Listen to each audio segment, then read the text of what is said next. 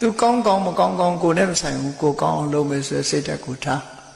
မြတ်စွာဘုရားဟောတဲ့တန်လေခသုတ်တံမှာအဲ့ဒီတိုင်းပဲမြတ်စွာဘုရားသူကောင်းကောင်းမကောင်းကောင်းငါကောင်းမယ်သူမကောင်းတဲ့ငါနဲ့ဘာမှမဆိုင်ခုခေတ်လူတွေကတော့အဲ့လိုမဟုတ်ဘူးနော်မင်းကောင်းရင်ငါမဆိုးပါတဲ့မင်းဆိုးလို့ငါဆိုးတယ်ပေါ့အထိပ္ပယ်ကတော့နော်ပြီးတော့ချိန်ချောက်တဲ့စကားလေးကပါသေးတယ်တီးခံတယ်ဆိုတာအတိုင်းတာရှိတယ်နော်တဲ့အကုန်သိမခံမှုဆိုတဲ့အဓိပ္ပာယ်ချိန်ချောက်လိုက်သေးတယ်နော်အဲ့ဒါတွေကမှန်ကန်မှုမရှိဘူး